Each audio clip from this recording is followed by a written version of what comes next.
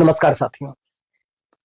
आज मित्रता दिवस के अवसर पर हम लोगों के साथ हम लोगों के बहुत पुराने मित्र, कॉलेज के साथी भाई ब्रजेंद्र प्रताप सिंह जी हैं।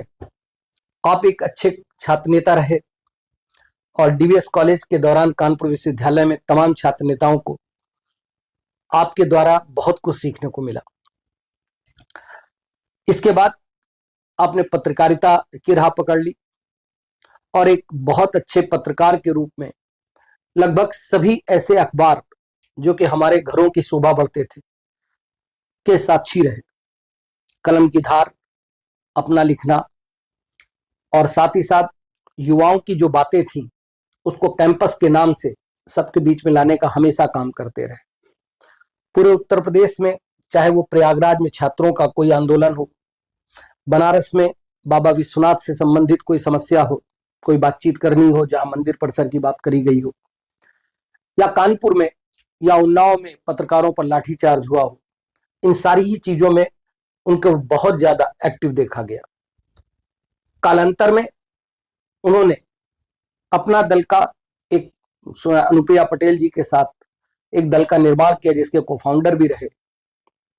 कुछ वैचारिक मतभेद हुए और उन वैचारिक मतभेद के कारण उन्हें आज एक नए तरीके से फिर से समाज को जगाने के लिए आगे आना पड़ रहा है। आज हम लोग उन्हीं के साथ इन सारी विषयों पर ही बातचीत करेंगे। तो ब्रजेंद्र जी, आपका बहुत बहुत स्वागत है। नमस्कार सभी साथियों और धन्यवाद अजय जी कि आज जब हम लोग बैठे हैं तो दिन भी मित्रता का है। तो सभी मित्रों को मेरी बधाइयाँ। जिन तक मैं व्यक्तिगत तौर पर नहीं पहुंच पाया उन सबको आज मित्रता दिवस की बधाई दे रहा हूं। और जो ये स्थितियां पैदा हुई हैं कि एक नया मोर्चा अपना मोर्चा के नाम से बनाना पड़ा, तो आप मित्र भी हैं और जागरूक शिक्षक और जागरूक नागरिक हैं इस कानपुर के, उत्तर प्रदेश के। आपने लगातार देखा कि हम लोग विद्यार्थी जीवन से ही कभी सुंदरलाल बहुगुणा के साथ साइकिल लेकर यात्रा पे निकल रहे हैं, कभी पांडु नदी के बचाने के लिए, कभी ससुर खदेरी नदी बचाने के लिए। तो उसके पीछे मकसद ये था कि हम एक नागरिक के रूप में, एक विद्यार्थी के रूप में जो अपना दायित्व निभा सकते हैं वो निभाएं, और कोशिश की गई और सबको प्रेरित किया गया। तो विद्यार्थी जीवन से ही हम लोग नदी और एनएसएस में रहे, तो मलिन बस्ती में काम करते रहे। डीवीएस कॉलेज में जब मैं एमएससी बॉटनी का विद्यार्थी था तो प्रोफेसर साहब ने कहा कि सुंदरलाल बहुगुणा जी डैम बचाने के लिए बैठे हैं, टिहरी में पानी न भरा जाए, टिहरी इतना बड़ा डैम न बनाया जाए। भारत में बाद में सुप्रीम कोर्ट तक ने कहा कि बहुत बड़े बड़े डैम नहीं बनने चाहिए, विकेंद्रीकरण हो, सत्ता का विकेंद्रीकरण हो, पावर का हर तरह का विकेंद्रीकरण हो। गांधी ने जो ग्राम स्वराज का सपना देखा था, गांव एक ऑटोनोमस बॉडी बने, यही मन में सबके था। यही गांधी सबके मन में है, किताबें जिसने जो पढ़ी हो। तो रचनात्मक तरीके से हम लोग आगे बढ़ रहे थे। पत्रकारिता में हमने देखा कि 25 वर्ष लगातार मैंने अखबारों के लिए काम किया कि बात 3 मरे 4 घायल के बाद खत्म हो जाती है। आज यहां एक्सीडेंट हुआ, कल वहां लोग एक्सीडेंट का शिकार हो गए। हम खबरें छापते थे और खबरें हम सब क्या, पत्रकारिता का काम है जो करती है। लेकिन हम देखते हैं कि लगातार नौजवान सड़क दुर्घटना का शिकार हो रहे हैं। कभी पहले पन्ने पर खबर छप रही, कभी दूसरे पन्ने पर। लेकिन ये चिंता का विषय बनता है ना कि अखबार में केवल खबर छाप कर तो हम अपनी नौकरी कर रहे हैं। इसके बाद अगर हम विद्यार्थियों के बीच जा रहे हैं, कॉलेज के बीच जा रहे हैं और साथियों से कह रहे हैं कि कैसे नौजवानों को हेलमेट लगाकर या कम रफ्तार से गाड़ी चलाने का एक प्रशिक्षण दिया जाए या जागरूकता फैलाई जाए और कैसे अच्छी सड़क बना दी जाए, तो ये एक्टिविज्म था। बिल्कुल था। तो इस एक्टिविज्म में हम लोगों को पता नहीं था कि इसको कहते क्या, लेकिन एक हम लोग काम कर रहे थे। ये बात तब आई जब चंद्रशेखर जी जो भारत के प्रधानमंत्री थे, उन्होंने कह दिया कि संसद को मछली बाजार बना दिया आपने। लोकसभा न्यायपालिका से टिप्पणी आई थी, तो लोकसभा में चंद्रशेखर जी ने यह बात कही कि जुडिशियल एक्टिविज्म स्वीकार नहीं होगा, जुडिशियल एक्टिविज्म स्वीकार नहीं होगा। तब हमारे जैसे विद्यार्थियों को और नौजवानों को पता लगा कि हाँ भाई साहब, जुडिशियल एक्टिविज्म भी कोई चीज होती है। यानी सबकी अपनी अपनी सीमा रेखाएं हैं। विधायिका की अपनी है, कार्यपालिका की अपनी है, न्यायपालिका की अपनी है। और समाज, सिविल सोसाइटी कमजोर हो जाएगी तो तमाम सारे काम नहीं होंगे। तो हम लोग तो सिविल सोसाइटी के लोग थे, आपस में मिले, अपना मोहल्ला ठीक किया, पार्क ठीक किया, ये काम करते करते नदी पानी। लेकिन जब मैं देख रहा हूं कि हमारे साथ काम करने वाले तमाम साथी, चाहे देखिए धारा अलग हो सकती है, घूस का घूसा अभियान जब हम लोग चलाते थे, आरटीआई भारत में जब इंट्रोड्यूस की गई, तो अरविंद केजरीवाल जी भी ऐसे काम करते थे, राजन सिंह जी भी काम ये करते थे। बाद में अन्ना साहब का मूवमेंट आया और तमाम नौजवान साहब ने निकल कर आए। हम लोग राजन सिंह के साथ लग गए, साहब नदी और तालाब पानी बचाते हैं। रचनात्मकता भीतर थी, अंदर शरीर का डीएनए तो किसान वाला ही है, तो पौधा लगाना है वो गमले में लगाइए, चाहे आप 6 बीघा खेत में। रचनात्मकता थी तो वो सक्रिय रूप से सामने आने लगी। अब लोगों ने कहा कि नहीं साहब, ये एक्टिविस्ट जर्नलिस्ट हैं, अच्छा लगा, सब मान सम्मान मिला। लेकिन सबसे ज्यादा अच्छा तब मिला जब हम पांडु नदी के किनारे किनारे चले और वहां के किसानों ने अखबार को धन्यवाद दिया कि अखबार वाला आदमी आकर नदी बचाने के लिए लड़ाई भी लड़ रहा है। किसान जुड़े तो लगा कि इस लड़ाई को आगे हम लोग बढ़ा सकते हैं। कभी अखबार ने या अखबार के मालिकान ने आपके, जब इस तरह का मूवमेंट चला रहे थे, कभी सहयोग किया उन्होंने, या संपादकों ने कभी कोई ऐसा सहयोग किया कि आप ये मूवमेंट लेके आ रहे हैं, ये तो बड़ी खबर नहीं है और अखबार को तो बेचने के लिए खबरें चाहिए? नहीं, तो इस खबर को किस तरह से आप लेते थे और कैसे आप लेते थे कि समाज भी इसको समझे और अखबार के संपादक गण भी ये बात समझे कि जनता के लिए जरूरी है? देखिए, इसको कैसे किया आपने? ये एक बड़ी चुनौती थी। अखबार शुद्ध रूप से जब बाजार में आए तो अखबार जब मैं बीते 2 दशक की बात करूं तो अखबार के सामने एक चुनौती थी कि वो अपना जो खोया हुआ ट्रस्ट है, जो भरोसा खो रहा है, जनता से जो कनेक्ट नहीं रह गया अखबार का, वो करे। तो मेरे लिए बहुत अच्छा संयोग ये रहा कि मैंने जिन भी अखबारों में काम किया वहां कुछ अच्छे संपादक मुझे मिले, अच्छे साथी भी मिले और ऐसे लोग भी मिले। जब मैं गंगा के किनारे, कानपुर में गंगा जहां से गंदी होती है, कन्नौज से जहां से रामगंगा मिलती है यहाँ के, और गंगा जब जाजमऊ से विदा होती है, वहां तक जब हमने नाव से यात्रा की तो एक बेहतरीन संपादक मिले हमें। उस अखबार के पहले पन्ने पर 30 दिन गंगा के बारे में हमने रिपोर्ट की और उन्होंने छापने का साहस किया। बहुत अच्छी बात। और उसके बाद कानपुर नगर निगम ने उन अखबारों की कटिंग को सदन में पेश किया और एक बड़ा प्रस्ताव पास हुआ। और फिर सने सने ये बात वहां तक पहुंची अजय जी कि हाईकोर्ट में जो स्वामी हरि चैतन्य महाराज की याचिका गंगा प्रदूषण पर लगी हुई थी, हमारे तमाम सारे समाचारों को वहां न्यायपालिका में एविडेंस के रूप में भेजा गया। जो एमाइकस क्यूरी थी, एक गुप्ता साहब, मैं नाम ले रहा हूं उनका, एमाइकस क्यूरी का मेरे पास फोन आया कि भाई ब्रजेंद्र सिंह जी, आप जो एक अभियान चला रहे हैं इसकी रिपोर्ट दीजिए, क्योंकि सरकारी रिपोर्ट दूसरी कह रही है और आपकी रिपोर्ट दूसरी कह रही है। तो भीतर से अच्छा लगा और जो काम भीतर से अच्छा लग रहा था उसको बढ़ाते रहे। ये बढ़ते बढ़ते कब बढ़ गया ये अंदाजा नहीं था।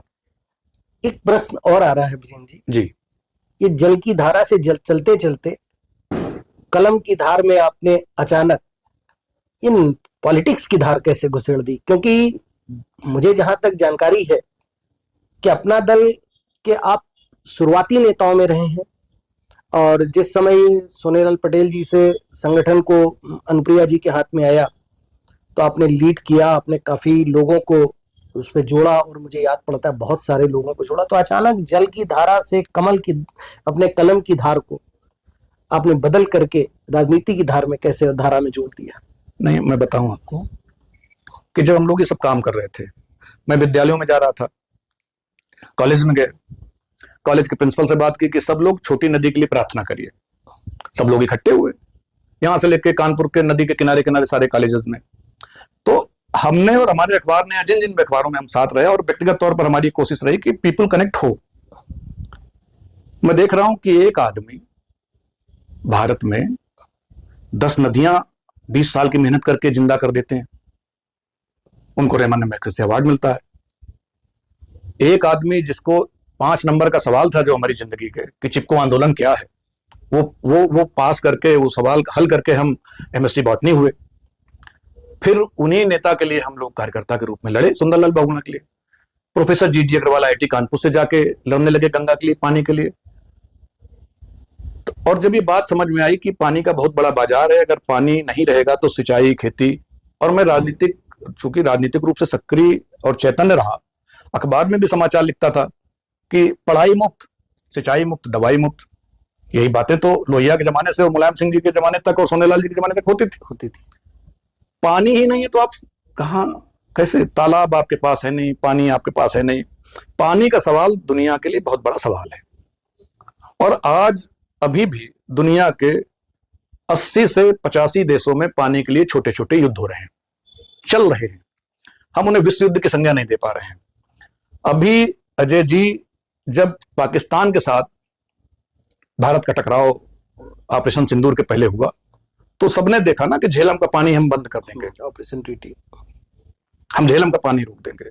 और हम सब क्या पढ़ के जवान हुए थे? पानी, परिंदे, हवा, इनकी जात पात नहीं होती, ये सब समंदर मतलब सीमाओं से परे हैं। यही गाने सुनकर हमारी पीढ़ी जवान हुई।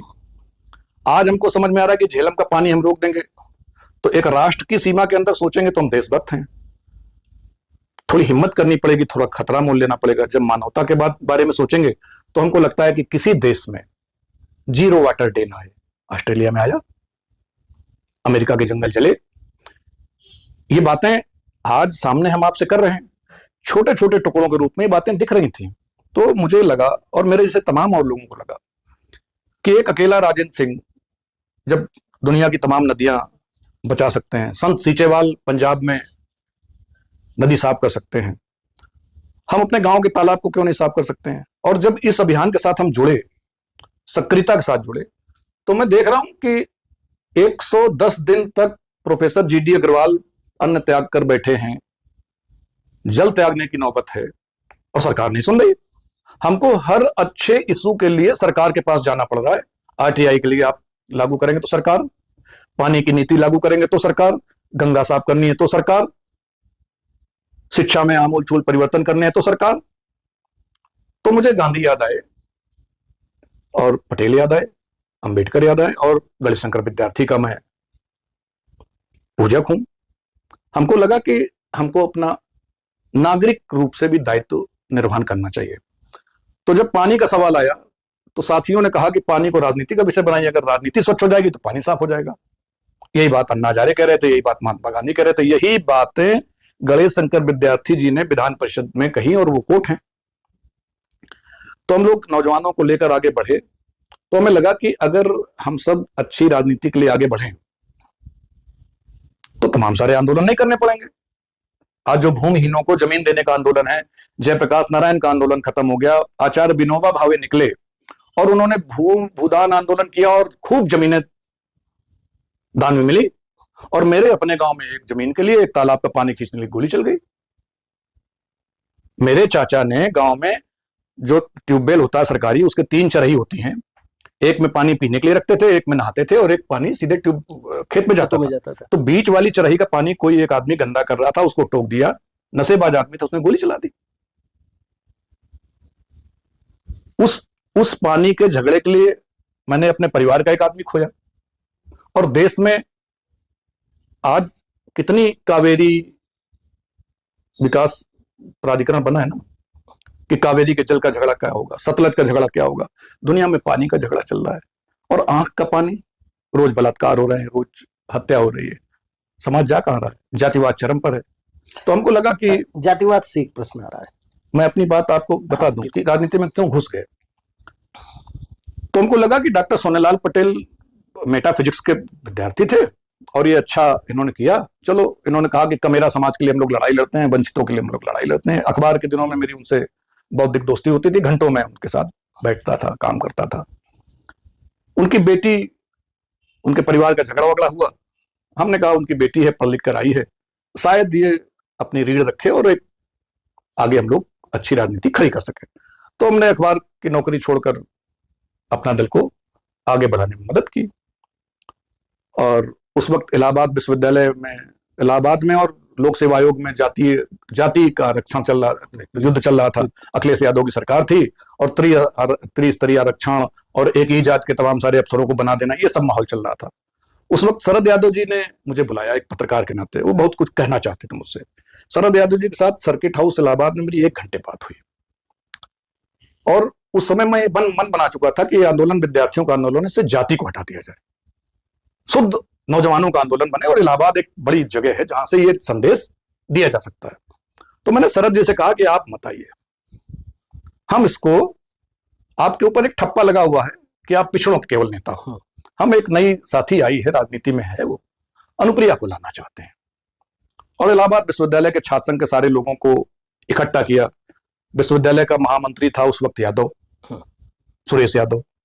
प्रतियोगी छात्र मोर्चा के अध्यक्ष थे डॉक्टर राजेश सिंह, इस समय एसोसिएट प्रोफेसर है, ठाकुर। ब्रजेंद्र प्रताप सिंह पटेल, किसान का बेटा। डॉक्टर राघवेंद्र प्रताप सिंह विश्वनाथ प्रताप सिंह के मीडिया एडवाइजर थे उस समय। ऐसे बहुत सारे लोग, रिटायर्ड अफसरों को, नौजवानों को, बहुत सारे कोचिंग के शिक्षक अच्छे जो थे, आजकल उनमें से कई लोग लोक सेवा आयोग के मेंबर भी हैं।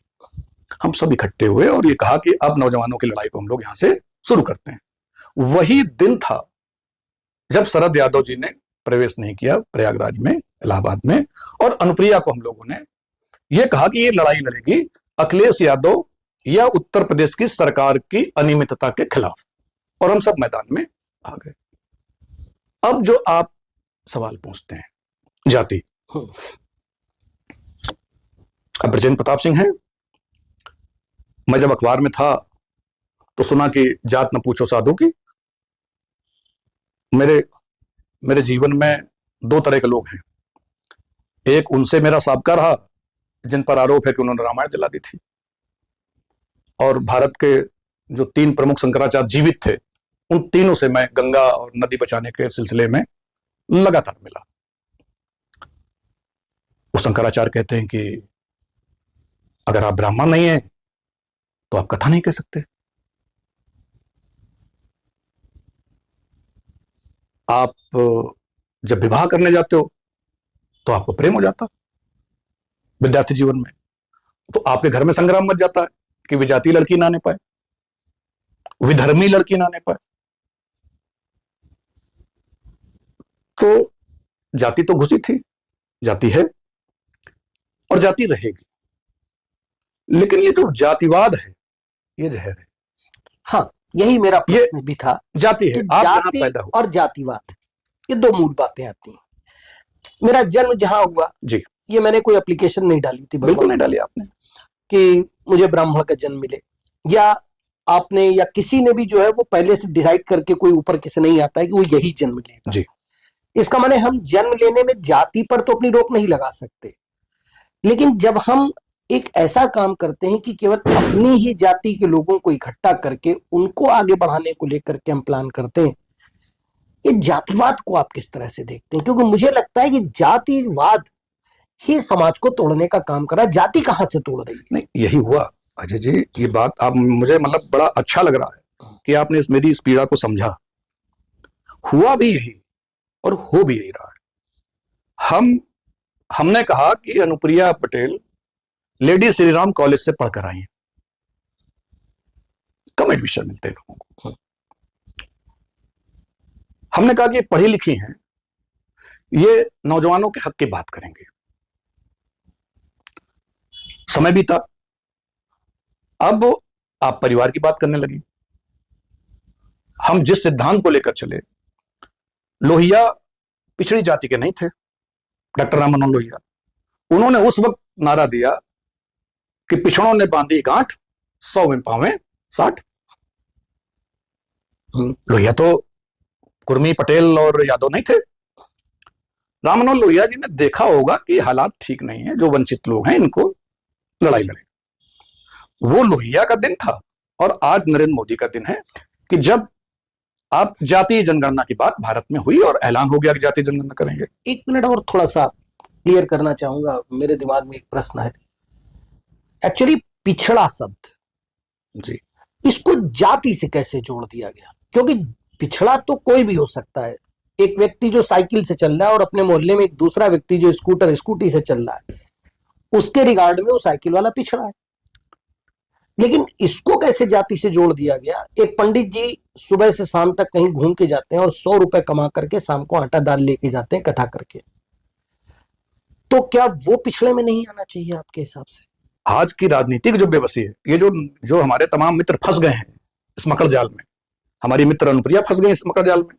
10 वर्ष लग गया मुझे उनसे छुटकारा पाने, और इस पूरे युद्ध को कि जातिवाद नहीं होना चाहिए, सर्व समावेशी बात होनी चाहिए, यही लड़ाई तो मैं लड़ रहा था। जो सवाल आपका है और जो सवाल होना ही चाहिए वाजिब, कि देश में जातिवाद नहीं होना चाहिए। सरकार फार्म लाती है, वो पूछती है किस धर्म में पैदा हुए हैं। सरकारी फार्म हमसे धर्म पूछता है, सरकारी फार्म हमसे जात पूछता है, उपजाति पूछता है। पहला काम तो ये बंद हो जाना चाहिए। दूसरी बात राजनीतिक और सामाजिक जातिवाद की है।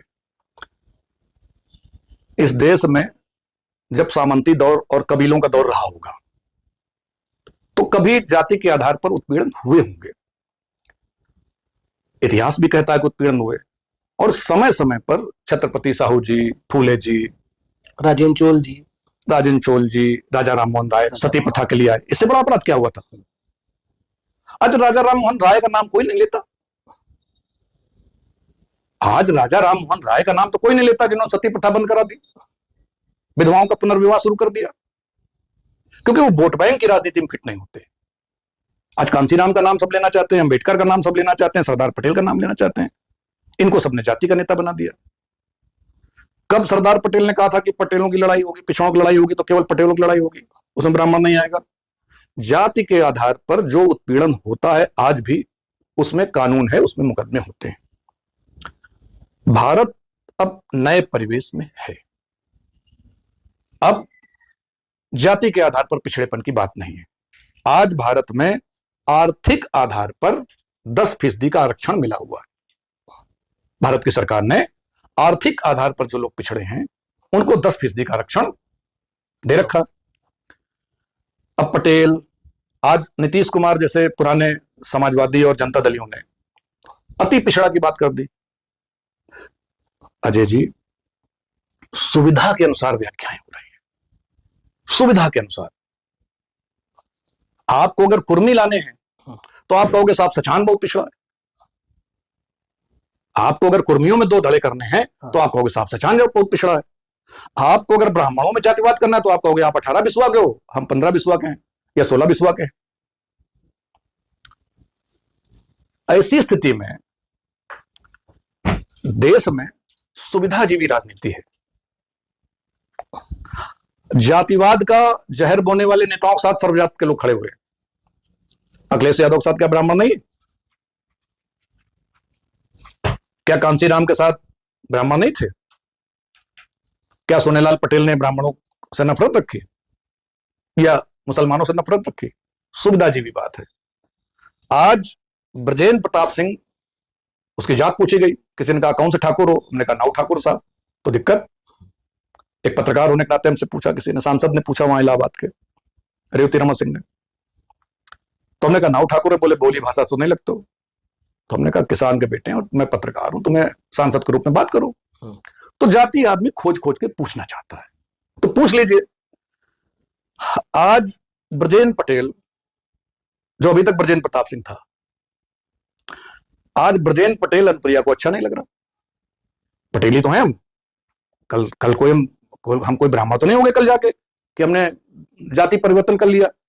आज मैं सवाल पूछ रहा हूं अनुप्रिया से कि आपके पिताजी की हत्या हुई, आप सरकार में हो, हत्यारे के खिलाफ, हत्यारे के सामने लाने के लिए सीबीआई जांच की मांग करो, क्यों नहीं करती? तो सुविधाजीवी, ये सुविधाजीविता है।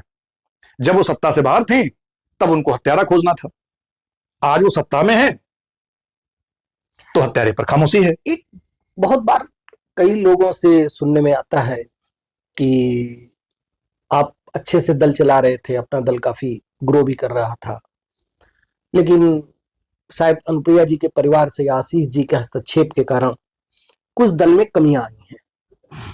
तो मैं 2 प्रश्न एक साथ पूछ रहा हूं। एक तो क्या आशीष जी के आने के बाद से दल कमजोर हुआ है, पहला। दूसरा, आप जो अपना मोर्चा, आपने जो पूरा, आपने काफी लोगों के साथ काम किया है, आप इसको कैसे तैयार करोगे? ये बहुत कठिन रहा है, लेकिन आप इसको कैसे लड़ोगे? ये दो प्रश्न मेरे और आ रहे हैं। देखिए, जातिवाद नहीं है और हम जातिवादी नहीं। पीड़ा है लोगों की, उस पीड़ा को मित्रवत निस्तारण करना पड़ेगा। आर्थिक आरक्षण लागू हो चुका देश में। एक दिन मैं रामविलास जी के साथ बैठा था, रामविलास पासवान जी के साथ। रामविलास जी को राजनीति में लोग मौसम विज्ञानी कहते थे, जीवन पर्यंत सत्ता में रहे। सर्किट हाउस इलाहाबाद शहर मेरे लिए बड़ा सौभाग्यशाली साबित हुआ। मैंने पूछा, जातिवाद जातिवाद ये सब चल रहा है, आरक्षण, अति पिछड़ा, आगे क्या? आगे क्या? रामविलास जी ने मुझसे कहा कि ब्रजेंद्र बाबू, आप तो पत्रकार हैं, है ना? वो तकिया कलाम था उनका, है ना? एक लिस्ट उठा के देखो, कितने भारत रत्न तुम्हारी जाति के हैं, कितने पद्मश्री तुम्हारी जात के हैं। अभी हमको सांस्कृतिक आरक्षण चाहिए, अभी हमको पद्मश्री में आरक्षण चाहिए। कितने अमिताभ बच्चन आपके घर में पैदा हुए? ये रामविलास जी ने कहा। अब मैं रामविलास जी की बात पर सोचता हूं कभी कभी, फिर मुझको लगता है कि उनकी बातों में कुछ दम था। फिर जब मैं देखता हूं कि एक गरीब ब्राह्मण परेशान घूम रहा है, एक पावरफुल पटेल को किसान के शरीर से बदबू लगती पसीने की। डॉक्टर सोनेलाल पटेल 89 में 200 करोड़ रुपए के आदमी थे। 89 में अनुप्रिया उनकी बेटी है। अनुप्रिया ने खेत नहीं देखा, खेत दिखाने ब्रजेंद्र सिंह लेकर गया था। अनुप्रिया तो 200 करोड़ रुपए के बंगले में, जो अमन पटेल कॉम्प्लेक्स बना हुआ है पांडुनगर विष्णुपुरी में, वहां पैदा हुई। उनकी परवरिश ऐसे हुई, वो जमीन पर नहीं थी। हम सब उनको जमीन पर लेकर गए। लोग कहते हैं कि आशीष के आने के बाद पार्टी खराब हो गई। नहीं, आशीष जूनियर इंजीनियर थे, इसी कानपुर नगर में तैनात थे। आशीष महत्वाकांक्षी आदमी है, बाद में मुझे पता लगा वो लालची भी है, लेकिन आशीष मेहनती बहुत है। आशीष ने खूब पैसा इकट्ठा किया, लोगों से उधार लिया, ये लिया, पार्टी के जो पैसे की जरूरत थी रात दिन उस आदमी ने एक कर दिया। किस लिए? समाज का कल्याण उनके भाव में नहीं था, ये बात मुझे पता लगा, लेकिन मेहनत उस आदमी ने बहुत की। ब्रजेंद्र सिंह ने भी संगठन को खड़ा करने में पूरी ताकत लगाई। अनुप्रिया मेरा और आशीष दोनों का इस्तेमाल करना चाहती थी। ये बातें समझते समझते ब्रजेंद्र सिंह जैसे आदमी को 10 साल लग गए कि एक्चुअली अनुप्रिया केवल सत्ता में रहना चाहती हैं। जब मंदसौर में किसानों पर लाठीचार्ज हुआ अजय जी, उसमें तो कुर्मी काची नहीं था। किसानों पर जब लाठीचार्ज हुआ, मंदसौर में शिवराज सिंह चौहान की सरकार थी, हमने कहा कि इसका विरोध होना चाहिए। उन्होंने कहा कि जाइए, आप पार्टी के प्रवक्ता हैं, फाउंडर हैं, और एक प्रेस नोट जारी कर दीजिए कि गलत हुआ है। मैंने कहा विधानमंडल दल का नेता भी मेरे साथ जाएगा और हम जो सच है वो लिखा जाएगा। उन्होंने कहा नहीं, सरकार के खिलाफ कोई बात नहीं करनी। मैंने कहा कि आप भारत सरकार में केवल गठबंधन में हो, शिवराज सिंह चौहान की सरकार में हम गठबंधन में नहीं। किसानों पर लाठीचार्ज हुआ, कई लोग मारे गए, पुलिस गोली चली। अनुप्रिया ने झूठ बोला। प्रतापगढ़ में किसानों के घर जला दिए गए। जो कांड, प्रतापगढ़ का कांड, जिसको पटेलों के नाम पर जाना जाता है, उसमें पाल और गड़रिया भी शामिल थे। इकलौता ब्रजेंद्र सिंह था जो सत्ताधारी दल का प्रवक्ता और फाउंडर होते हुए भी वहां गया। ये दोनों आदमी नहीं गए। इन्होंने उस समय जो सरकार में मंत्री थे मोती सिंह के साथ दोस्ती निभा ली। उन्हीं की विधानसभा थी वो प्रतापगढ़ में। वहां पटेलों के घर जला दिए गए। अब पटेल मेरे सबसे भी निकलने लगा। वो बेसिकली किसानों के घर थे। औरतों की छाती पर छुरी चलाई थी उन लोगों ने, नंगा करके बुलेट पर बिठा के थाने ले गए थे। उनके वीडियो हैं, उनके सारे दस्तावेज हैं।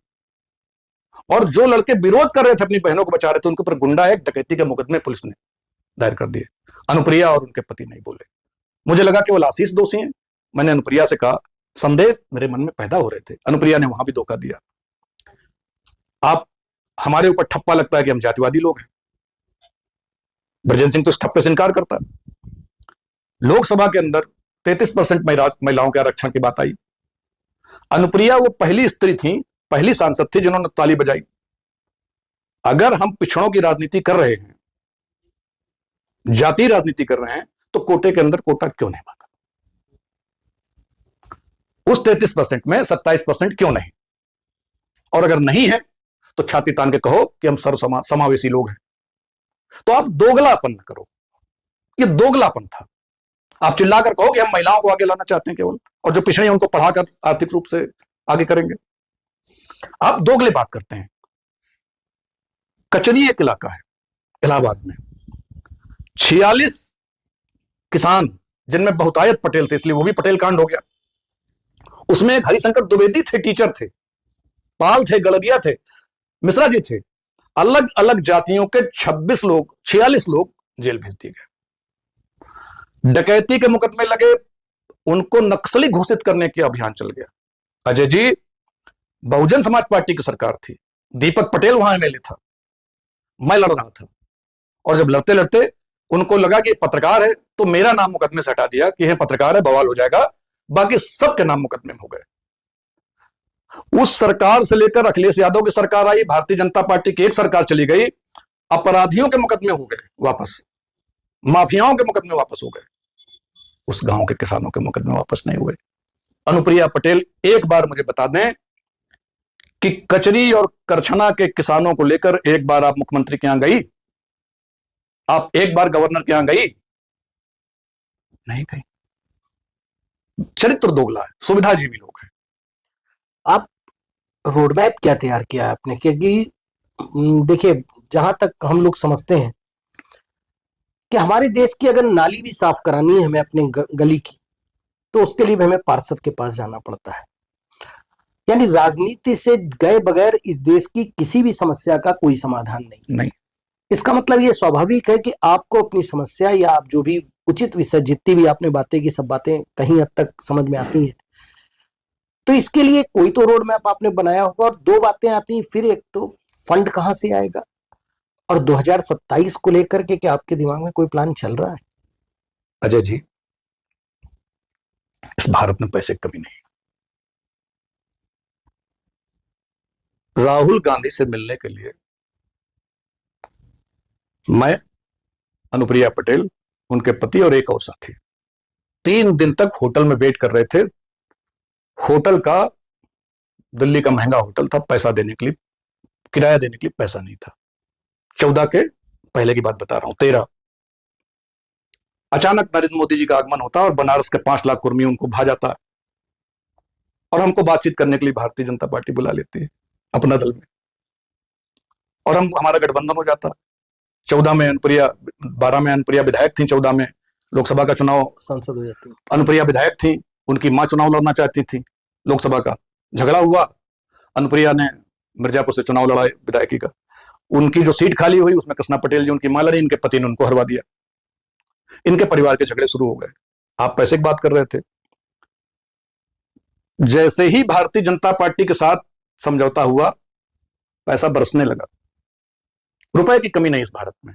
आप ईमानदारी के साथ काम करिए, बेईमानी का रुपया आपको बहुत दिन तक नहीं। आज अनुप्रिया पटेल का और सोनेलाल पटेल का दामाद, अनुप्रिया पटेल का पति, आज कह रहे हैं ना कि मुझको गिरफ्तार कर लिया जाएगा, एसटीएफ मुझे गोली मार देगी, पीछे न मारे आगे मारे, यही बातें कर रहे हैं ना। डरा हुआ आदमी है ना, सत्ता में रह के डर गए। तो मैंने कहा कि चुनाव करा लो, 10 साल हो गए, कार्यकर्ता को आने दो, प्रायश्चित कर लो। 10 बरस में 17 से शुरू हुए थे, 17 में हमने पार्टी बनाई थी अपना दल सोनेलाल, 17 से शुरू हुए थे, 27 आ गया, प्रायश्चित कर लो। भारत के लोग जल्दी माफ भी कर देते हैं। सोनिया गांधी ने तो राजीव गांधी के हत्यारे को भी माफ कर दिया। माफी मांग लो, इस बेईमानी की माफी मांग लो, और चलो एक ईमानदार राजनीति। जो संकल्प लेकर सोनेलाल आगे बढ़े थे, जो संकल्प लेकर चौधरी नरेंद्र सिंह जैसे लोग आगे बढ़े थे, जो संकल्प लेकर गणेश शंकर विद्यार्थी आउट हो गए, जो संकल्प लेकर गया प्रसाद कटियार और भगत सिंह यहां बम बनाते थे अंग्रेजों के खिलाफ, ईमानदारी से उसको निभा लो। जो कहो वो कर दो, यही रोड मैप है। बेईमानी मत करो। अगर हमने कहा कि हमको बेईमान नहीं होना है और हमको रुपया चाहिए, तो एक खाता बना देंगे, आप रुपया डाल लीजिए उसमें। हम बताएंगे कि भाई हम पार्टी चलाने जा रहे हैं और हमको पैसे की जरूरत है, हमको बैनर चाहिए, झंडा चाहिए। और आप टेक्नोलॉजी का जमाना है, बांग्लादेश की सरकार पलट दी लोगों ने सोशल मीडिया से। पैसा आपकी जरूरत है, और जरूरत भर का धरती खाना भी देती है, जरूरत भर का पैसा समाज देता है आपको, हमको भी दे रहा है। और जब से हमने ये मोर्चा बनाया है, हमने एक बात कही है कि गरीब और अमीरों के अहंकार की लड़ाई है। अमीरों का हमारा कोई विरोध नहीं है, लेकिन जो अमीरियत का जो अहंकार है, जब वो सामाजिक नहीं रह जाते, जब वो समाज के प्रति कृतज्ञ नहीं रह जाते, उनका विरोध है। आप आज अजय शुक्ला एक अच्छे कारखाना बना लें, मुख्यमंत्री 5 लाख रुपए आपको लोन दे रहे हैं, युवा उद्यमी बनने के लिए आप लोन लेके आप मान लीजिए 50 करोड़ के आदमी हो जाएं, तो आप हमारे दुश्मन थोड़ी हो जाएंगे। शुभ लाभ, ऐसा अजय शुक्ला चाहिए, ऐसा साथी चाहिए, ऐसे अरुण सोनी चाहिए जो शुभ लाभ काम करते हो, कि बेटा तुम पढ़ने आए हो, जो हो सके दे दो, तुम्हें इंजीनियर बनाना है हमको, तुम्हें एमबीए में एडमिशन कराना है। चक्की में लिखा था अजय भैया, शुभ लाभ, सिर्फ यही रोड मैप है, शुभ लाभ और झूठ मत बोलो। सभासद बनाने के लिए मोर्चा हम चुनाव लड़ाएंगे, ग्राम प्रधान बनाने के लिए हम चुनाव लड़ाएंगे। एक ग्राम प्रधान के पास ऐसी ताकत है कि एक ग्राम प्रधान चाहे तो पूरे गांव को ऑटोनोमस बॉडी बना सकता है, स्वायत्त शासित संस्था। प्रधान के पास गांव के रेवेन्यू की व्यवस्था भी, पंचायती राज एक्ट में सब लिखा हुआ है, कुछ नया नहीं लाना, नथिंग, कुछ भी आपको इंट्रोड्यूस नहीं करना है। पान खाकर थूकने पर जुर्माना करने की ताकत ग्राम प्रधान को पंचायती राज एक्ट में दी हुई है। और आप जिला अदालत में चले जाइए, जिला जज के नीचे अगल बगल पान खा के थुका हुआ है। जब कोई नया जिला जज आता है तो थोड़ा सा मोर्चा मुआयना करता है और वो जुर्माना हो जाता है, ये रस्म अदायगी हो जाती है। ये रस्म अदायगी ना हो, रोज का रोज काम होगा। तो जो भारत का संविधान है, उस संविधान में ऐसा कुछ नहीं है कि आप ना कर पाइए, कुछ भी नया इंट्रोड्यूस करने की जरूरत नहीं है। तो 2027 को मतलब हम ये मानकर चलें कि अपना मोर्चा अपनी ताकत को सामने लाने की पूरी कोशिश करेगा। 27 में लाने की कोशिश करेंगे, और 27 के पहले ये जिला पंचायत और ग्राम पंचायतों का चुनाव है, पंचायती राज व्यवस्था का, इस चुनाव में लड़ेंगे। बस ब्रजेन जी, मुझे मालूम है आपको प्रयागराज में आज आपके कार्यक्रम लगे हैं जी, मैं आपका बहुत समय नहीं लूंगा, लेकिन 2 प्रश्न मेरे दिमाग में आ रहे हैं, मैं उनको जरूर आपसे करना चाहूंगा। आपने अभी अखिलेश यादव जी का नाम लिया। मुलायम सिंह यादव जी के साथ जब पार्टी पूरी एक अपने फॉर्म पर आई थी, तो उस समय जनेश्वर मिश्रा जी, छोटे लोहिया मुलायम जी के सबसे अभिन्न लोगों में हुआ करते थे, और जनेश्वर मिश्रा थे। बावजूद इसके मुलायम जी ने उनको पूरा सम्मान दिया और अच्छे से आगे बढ़ाया। अखिलेश जी किस राह पर चल रहे हैं? जैसे मान लीजिए उनका हर बात पर किसी पत्रकार को कह देना तुम ब्राह्मण हो, किसी डॉक्टर से कह देना कि तुम ब्राह्मण हो। देखिए ये प्रश्न आते हैं, मैं वही प्रश्न आपके सामने रख रहा हूं कि जो कल आपको समाज से फेस करने पड़ेंगे। तो क्या आप किसी भी एक कौम को, ब्राह्मण, यादव, मुस्लिम, आज के भारत में आप मुस्लिम को भी अलग नहीं कर सकते, तो किसी भी एक कौम को अगर आप इस तरह से तिरस्कृत करके बात करते हो, तो इसको आप किस रूप में देखते हो? अजय जी, जिनको हम छोटे लोहिया कहते हैं, जनेश्वर मिश्रा जी समाजवादी थे, मुलायम सिंह जी समाजवादी थे, अखिलेश जी क्या हैं उनको बताना पड़ेगा। अखिलेश जी क्या हैं हम तो समझ नहीं पाए। अखिलेश जी को मैंने पिछले कुंभ की बात, अखिलेश जी बैठे थे, मैं बैठा था, और चीफ सेक्रेटरी जावेद उस्मानी थे। मैंने कहा आप मुख्यमंत्री हैं, हमारे कानपुर की नदी है, पांडु नदी निकलती है, उसको ठीक करा दीजिए, हम लोग उसमें लगे हुए हैं। और आप ही के पार्टी के एक बड़े आदमी ने, जिसको डिप्टी सीएम भी कहा जाता है, कब्जा कर लिया। तो मैं जानता हूं, और कुछ और भी शब्द उन्होंने कहे, बोले नदी तो मेरे गांव से निकलती। तो हमने कहा समाज लोहिया ने कहा था नदी साफ रहनी चाहिए, समाजवादी हो नदी साफ करा दो। और ब्रजेंद्र सिंह और क्या मांगने आए आपके पास? तो मैं उस वक्त पत्रकार के रूप में बात कर रहा हूं, लेकिन चूंकि आपने किया तो मैंने प्रसंग छेड़ दिया। अखिलेश जी क्या हैं ये अखिलेश जी को बताना पड़ेगा। भारत में जब हम विश्व गुरु बनने की बात कर रहे हैं, तो धर्म और जाति और लिंग, इससे ऊपर उठना पड़ेगा। हम सब नदी पर कब्जा कर लें, शुक्ला जी पानी पिएंगे, ब्रजेंद्र सिंह पानी पिएंगे, सोनी साहब पानी पिएंगे, और ये सब पानी पिएंगे, जातवात, पक्षी कहां जाएगा? फ्लोरा और फ्यूना, यही तो कहते हैं, फ्लोरा फाउना। फ्लोरा फाउना भूल गया हूं, बहुत दिनों से पढ़ा नहीं। तो जो चर अचर जिसको कहा गया, सब तो है कॉन्स्टिट्यूशन में, सबकी जिम्मेदारी है। पानी की मालिक सरकार नहीं है अजय जी, जंगल की मालिक सरकार नहीं है, साझा संपत्ति है। हम कस्टोडियन है केवल इस धरती पर जहां हम हैं। मैं कोई आध्यात्मिक बात नहीं कर रहा, संविधान में लिखा है कि हम सिर्फ यहां कस्टोडियन हैं। अगर ब्रजेंद्र सिंह के लिए पानी चाहिए, अंबेडकर ने कहा कि दलितों को साफ पानी चाहिए, अंबेडकर ये भूल गए थे क्या कि सबको साफ पानी चाहिए? मछली को भी साफ पानी चाहिए नदी के अंदर रहने के लिए, तभी वो जिंदा रह पाएगी। हमको सबको लेके चलना है। जाति धर्म खून चढ़ाते वक्त आप नहीं पूछते हो कि शुक्ला जी का, कि तिवारी जी का, कि पटेल का, अंसारी का है कि सिया का। खून चढ़ाते वक्त आप नहीं पूछते हो। दवा में अस्पताल जाते हो तो नहीं पूछते हो आप इमरजेंसी, पूरे देश के हॉस्पिटल के ट्रामा सेंटर और इमरजेंसी के हालात देख लो ना। हम वैसे हालात चाहते हैं देश में। आप इमरजेंसी में हो, पॉलिटिकल इमरजेंसी है इस देश में, आप इमरजेंसी में हो। अब बताओ, आपको टांग ठीक करानी है कि तिवारी के आने का इंतजार करना है या कोई किसी खान के आने का इंतजार करना है? ये जातिवाद नहीं चलेगा, और ये मोर्चा इस बात के सख्त खिलाफ है कि हम जाति की कोई बात करें। बहुत अच्छी बात है। और एक जो 2 प्रश्न मैंने कहा था उसका अंतिम प्रश्न यही है आज का। जी। देखिए, हम एक तरफ से अपने आप को एक आर्थिक रूप से पूरे विश्व में सबल मान के चल रहे हैं, और दूसरी ड्रॉबैक आ रही है कि हमारा जो आम आदमी है वो सफरर है। मेरा ये मानना है कि हम बैंक में अगर करोड़ों रुपए रखें लेकिन हमारे घर के लोग भूखे रहें, तो इसको किस तरह से आप देखते हैं? सरकार को इसमें क्या करना चाहिए कि समाज भी उतना ही उन्नत हो जितना सरकार उन्नत हो रही है? अजय जी, ये सवाल बड़ा कठिन है और ये बड़ा जरूरी है। आप देखो, आप प्रयागराज से कभी जाओ, उधर इलाहाबाद, मतलब कानपुर से प्रयागराज जाओ तो जहानाबाद एक स्थान पड़ता है। जहानाबाद से थोड़ा आगे रिंद नदी में एक पुल बना हुआ है, आजकल टूट गया, नया पुल बन गया। मैं जहानाबाद कहीं, आप जानते हैं उसको? वो पुल एक सेठ ने बनवाया था, वो पुल एक बनिया ने बनवाया था। अच्छे आदमी रहे होंगे। आज CSR ले आई मनमोहन सिंह की सरकार, कारपोरेट सोशल रिस्पॉन्सिबिलिटी। आप चोरी करते हो उसमें। बाई हार्ट पहले लोग, बड़े लोग तालाब खुदवाते थे, पानी की व्यवस्था कर, समाज के बारे में सोचते थे। आज सिविल सोसाइटी कमजोर हो गई है। आपके सवाल का उत्तर तभी पूरा हो पाएगा जब हम सिविल सोसाइटी को मजबूत करेंगे। आप देखो, सबको जात में बांट दिया, सिविल सोसाइटी नहीं रह गई। किसान निकला ना, किसान निकला, सिविल सोसाइटी का ये तो अंग है।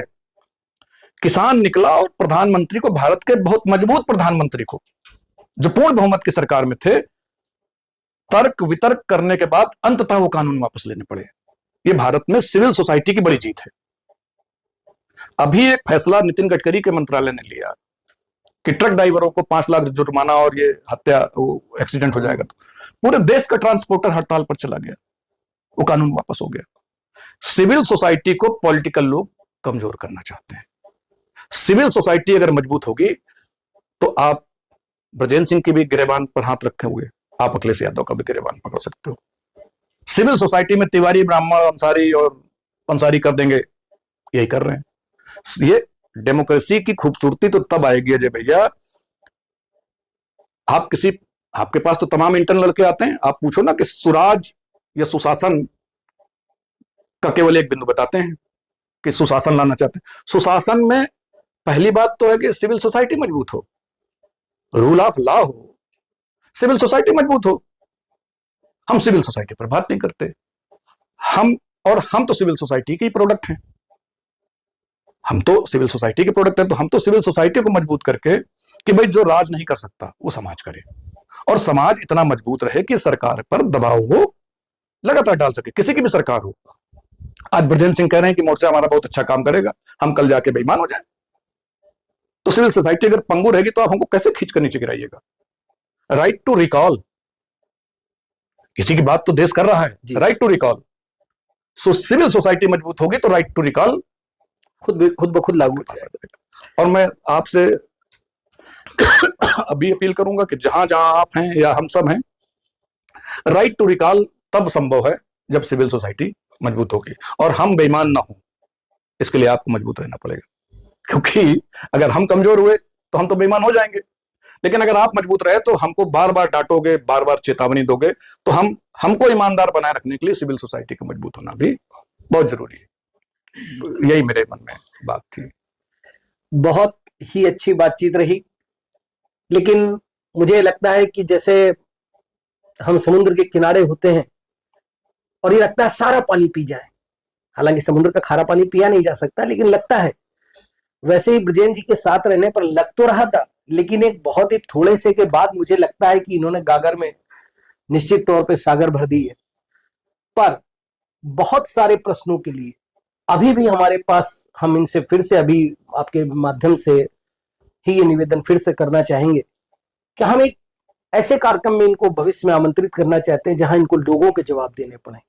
आज हमारे साथ सबसे इंपॉर्टेंट बात ये रही कि हमारे प्रिय साथी अरुणेंद्र सोनी जी ने डायरेक्शन का जिम्मा संभाला है और पहली बार उन्होंने इसको पूरा डायरेक्ट किया है, तो मेरी ओर से और ब्रजेन जी की ओर से बहुत सारा धन्यवाद। तो अरुणेंद्र जी एक बार सामने आकर के थैंक यू वेरी मच। आज बिहाइंड द कैमरे का जो मजा होता है आप आइए प्लीज वो भी ले लें। और सच में आज मतलब बहुत ही शानदार। आज मुझे पता चला कि यहाँ के जगह जब हम ऑडियंस में बैठते हैं तो उसका भी अपना एक अलग मजा है। और जो वो बोल रहे हो आप कि एक हम लोग लाइव जो पूरा इंटरेक्शन ऑडियंस के संग करें, उसके लिए आप अपनी सहमति दीजिए। नहीं, मैं बिल्कुल, मुझे भी बहुत जल्दी से प्लान करके हम आपके लिए एक बहुत ही शानदार, क्योंकि जो विचार सामने निकल करके आए हैं, हेड्स ऑफ। मतलब मुझे सीखना है। बहुत आनंदित हो गए। आप जब कहेंगे अरुण भैया, जब आप कहेंगे, हम तो तमाम सारे लोग जब सवाल करेंगे तो मेरा भी दिमाग खुलेगा। बिल्कुल मुझे भी मैं कुछ का जवाब दूंगा, कुछ का जवाब मांगूंगा। बिल्कुल। तो बस मैं यही कहूंगा अजय जी, मैं फिर वापस कैमरे के पीछे जा रहा हूँ। Thank you. और हमारे साथ हमारे सहयोगी के रूप में आशुतोष मिश्रा जी भी रहे हैं। आशुतोष जी जरा, आशुतोष जी का भी धन्यवाद, क्योंकि आते आते उन्होंने तमाम सवाल तैयार किए थे। तो बहुत बातें हुई और एक बार फिर से आपसे मित्रता दिवस की बहुत सारी शुभकामनाएं।